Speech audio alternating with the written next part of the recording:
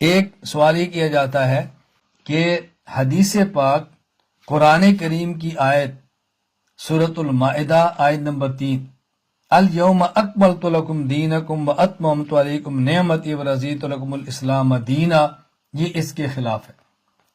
جب اللہ نے اعلان فرما دیا آج ہم نے تمہارے لیے تمہارا دین مکمل کر دیا، ہم نے تمہارے اوپر اپنی نعمت کو پورا کر دیا اور ہم نے تمہارے لیے دین کو بطور اسلام کو کافی کر لیا، پسند کر لیا، تو بتائیں اس وقت تو فقہ حنفی شافعی مالکی نہیں تھی، یہ تو بات کی چیزیں، تو یہ تو دین کے کامل ہونے کے خلاف ہے۔ جب یہ دین کامل ہوا تو تب یہ فقہ موجود نہیں تھی، تو یہ دین کے کمال کے خلاف ہے، کیا میں فقہ کو مانے؟ اچھی طرح جواب ذہن نشین فرما لے، الجھن میں نہیں لینا۔ ہم نے کہا اگر تو الیوم اکملت لکم دینکم کا معنی یہ ہے کہ جس دن یہ آیت نازل ہوئی اس دن کے بعد کوئی چیز بھی آئے گی وہ دین کے خلاف ہوگی اور دین کے کامل ہونے کے خلاف ہوگی، تو یہ آیت نازل ہوئی ہے اور اس کے 85 دن بعد تک رسول اکرم صلی اللہ علیہ وسلم زندہ رہے ہیں اس دنیا میں، اور وَاتَّقُوا يَوْمًا تُرْجَعُونَ فِيهِ إِلَى اللَّهِ، یہ آیت بھی اس آیت کے نازل ہونے کے بعد نازل ہوئی ہے، تو پھر کہیں گے نا یہ آیت بھی دین کے کامل ہونے کے خلاف ہے۔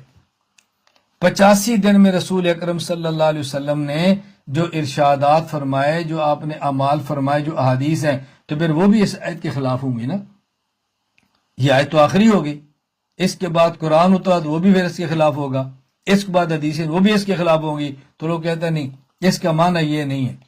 ہم نے کہا نا جس طرح اس کا معنی یہ نہیں ہے نا، اس کا معنی یہ بھی نہیں ہے جو آپ کر رہے ہیں۔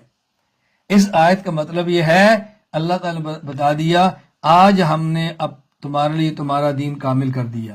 کیا مطلب؟ کچھ مسائل وہ تھے جو ہم نے قرآن کریم میں بتا دیے، کچھ مسائل وہ تھے جو پیغمبر پاک کے وجود اثر سے بتا دیے، اور کچھ اصول وہ تھے جو ہم نے قرآن کریم میں دے دیے، اور باقی مسائل وہ تھے جو قرآن کی تہ میں رکھ دیے۔ اب اس اصولوں کی روشنی میں قرآن سے نکالنا ہے، دین کو کامل اور مکمل کر دیا گیا ہے، یہ ہے دین کے کامل ہونے کا معنی۔ اور اس قرآن کریم نے جب دین کے کامل ہونے کا اعلان فرمایا تو اس قرآن کریم میں یہ آیات موجود ہیں، میں پڑھ دیتا ہوں تاکہ 4 آیات آپ ذہن میں رکھیں، یہ کامل ہونے کے اندر شامل ہیں۔ نمبر 1 سورہ اعراف آیت نمبر 3 اتبعوا ما انزل الیکم من ربکم، جو قرآن تمہارے رب کی طرف تم پر نازل کیا گیا اس قرآن کو مانو، نمبر 1۔ نمبر 2 سورۃ النساء آیت نمبر 64 وما ارسلنا من رسول الا لیطاع باذن اللہ، رسول کی بات مانو، نمبر 3 سورۃ النساء آیت نمبر 115 فمن یشاقق الرسول من بعد ما تبین له الہدی ویتبع غیر سبیل المؤمنین نولہ ما تولی ونصلہ جہنم وساءت مصیرا، اجماع امت کو مانو، نمبر 4 سورۃ النساء آیت نمبر 83 وَإِذَا جَاءَهُمْ أَمْرٌ مِّنَ الْأَمْنِ أَوِ الْخَوْفِ أَذَاعُوا بِهِ وَلَوْ رَدُّوهُ إِلَى الرَّسُولِ وَإِلَى أُولِي الْأَمْرِ مِنْهُمْ لَعَلِمَهُ الَّذِينَ يَسْتَنبِطُونَهُ مِنْهُمْ، قیاس کو مانو۔ تو اس قرآن نے 4 اصول دیے ہیں، نمبر 1 قرآن، نمبر 2 سنت، نمبر 3 اجماع، اور نمبر 4 قیاس۔ یہ اصول ماننے ہیں، اور جو ان اصولوں سے مسائل ثابت ہوں گے وہ تم نے مسائل ماننے ہیں۔ یہ ہے الیوم اکملت لکم دینکم۔ میں اس لیے کہا کرتا ہوں طلبہ اس کو یاد کر لیں، میں یاد کرایا کرتا ہوں، میں کہتا ہوں یاد کریں، اس کو اپنے کمروں اور بیٹھکوں میں لکھ کر لگائیں۔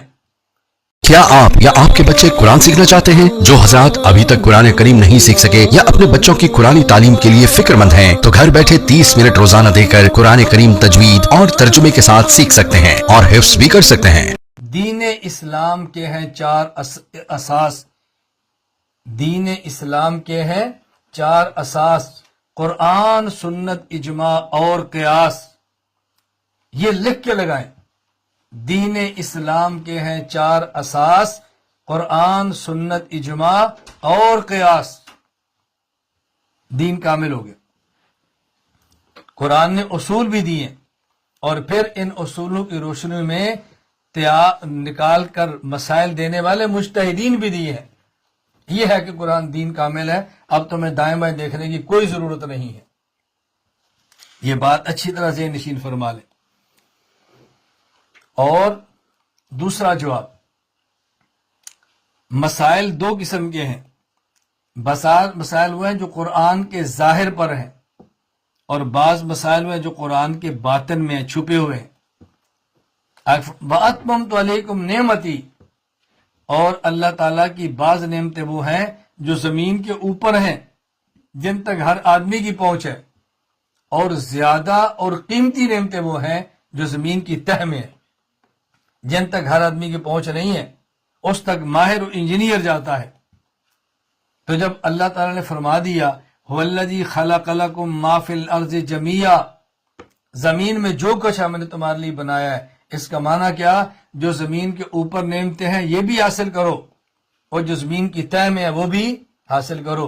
اوپر والی نعمت ہر بندہ حاصل کر لے گا، اور زمین کی تہ والی نعمت ہر بندہ حاصل نہیں کر سکتا، اس کے لیے آپ کو ماہرین کی ضرورت ہوگی۔ اسی طرح جو مسائل قرآن کے ظاہر پر ہیں وہ بندہ تلاوت کرے گا، ترجمہ کرے گا تو سمجھ لے گا، اور جو قرآن کی تہ میں ہیں اس کو تم نہیں نکال سکتے، مجتہدین کا کام ہے۔